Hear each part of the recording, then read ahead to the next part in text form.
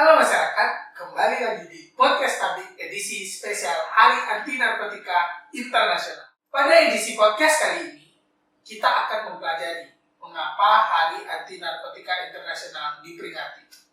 Lalu, mengapa diperingati di bulan Juni, mengapa tidak di bulan yang lain? Tentu ada penyebabnya. Dan ternyata, Hari Anti Narkotika Internasional, ketika dibongkar sejarahnya, memperkenalkan kita kepada seorang tokoh bernama Lin Zexu. Siapakah dia? Mari kita bongkar.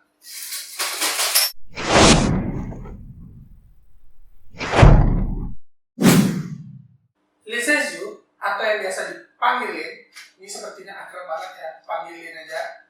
Dipanggil Lin, merupakan seorang negarawan Tiongkok yang memiliki integritas yang tinggi.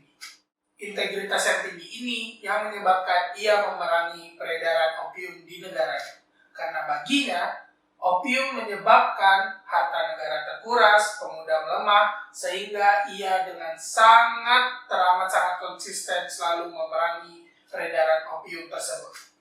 Lalu apa akibatnya? Lahirlah Perang Candu. Namun jauh sebelum kita bahas Perang Candu, kita akan mempelajari bagaimana awal kehidupan Lin.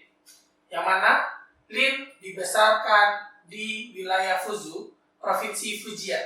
Ia adalah seorang anak dari pembuat bunga buatan. Namun, ayahnya mempunyai kerabat yang pada akhirnya menyekolahkan Lin. Yang mana pada akhirnya nanti nih, orang yang menyekolahkan Lin ini menjadi mertuanya. Hingga pada tahun 1811, Lin berhasil lulus ujian kerajaan. Dari sinilah karir pejabatnya dimulai. Hingga ia mendapatkan gelar jinsi, yang mana kalau di negara kita jinsi ini seperti profesor atau orang-orang yang memiliki titel sarjana yang tinggi ya. Tentu kita paham bahwa Lin memiliki tingkat kecerdasan yang tinggi. Yang pada akhirnya ia mulai diangkat menjadi gubernur jenderal untuk provinsi Yunnan dan Hubei. Lalu kita mulai masuk nih, yang mana kita membahas Lin memerangi opium dengan konsisten. Ia mengawali dengan ia memberikan wawasan kepada sekitarnya tentang bahaya opium. Pada akhirnya, Kaisar notice nih, ternyata ada seseorang yang membicarakan tentang opium di wilayah. Lalu, mengapa ia berbicara opium dengan sangat banyak, menentang opium? Pada akhirnya, Kaisar mulai memanggil Lin. Dan ketika dipanggil, Lin menjelaskan bahwa bahaya banget nih opium buat wilayah kita. Hingga Kaisar sepakat. Kaisar yang sepakat mengangkat Lin menjadi komisaris tinggi untuk misi pemberantasan opium. Ia dikirim ke daerah Guangdong, yang mana di sana sangat banyak peredaran opium yang didatangkan dari bangsa Inggris. Lin yang paham bahwa tugasnya itu berat, ia mengatakan baik buruknya ia tidak akan kembali ke ibu kota kalau ia belum memberantas opium. Sesampainya di sana, ia bertemu dengan Raja Muda, Deng Tingzhen, dan Laksamana Laut Guan Tenpei. Inilah yang menjadi kekuatannya. Tidak hanya sampai di situ, bahkan masyarakat sana sangat mendukung apa yang dilakukan Lin. Dengan cara memberhentikan kapal-kapal pedagang yang mengangkut opium, lalu mengambilnya. Dan hal ini tentu mengobatkan semangat Lin. Lin terus melakukan hal-hal yang memberantas opium. Ia mulai mengatakan kepada pedagang, ingat ya, pedagang ternyata tidak hanya pedagang dari luar. Tentu ada pedagang lokal. Salah satunya bernama Wu Xiaorong, yang mana pedagang ini mencoba untuk menyogok Lin. Tapi ingat, integritas yang tinggi membatasi Lin untuk tidak menerima sokongan. Setelah itu, Lin mengirimkan maklumat kepada pedagang Inggris bahwa mereka tidak lagi menerima opium. Tidak sampai di sana, ia bahkan menulis surat untuk Ratu Victoria. Masa itu kan masih belum WhatsApp ya. Jadi kalau WhatsApp kan tentu Lin bisa lihat, oh ini udah checklist biru nih. Tapi ternyata surat yang ia kirim tidak sampai ke Ratu Victoria. Hal ini mengakibatkan tidak digubrisnya maklumat dari Lin. Tentu Lin berpikir, kalau hal ini tidak digubris, maka peredaran perdagangan opium akan terus berlanjut. Lalu apa yang dia lakukan? ia akhirnya melakukan razia kapal-kapal opium hingga mendapatkan 20.000 peti opium. Pada tanggal 3 Juni 1839, 20.000 peti opium dibawa ke pantai. Lin bersama masyarakat, bersama temannya tentu, sang raja muda dan laksamana laut pun, mereka membawa opium ke pantai tersebut, membuat sebuah lubang yang sudah berisikan air laut.